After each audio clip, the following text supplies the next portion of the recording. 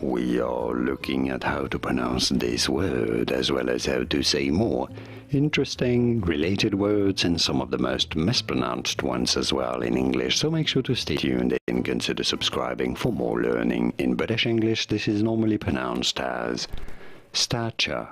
Stature. You do want to stress on the first syllable. And yes, you've heard this correctly.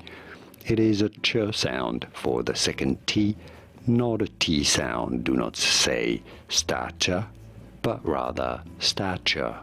In American English, however, it is normally said as stature, stature in American English versus stature in British English. And now you know it all. Did you get this? Was this any helpful? Let me know in the comments and by using the like button. Thank you kindly for your support. Here are more videos on how to pronounce more interesting words and names whose pronunciations aren't always obvious. I'll see you there to learn more. Thanks for watching.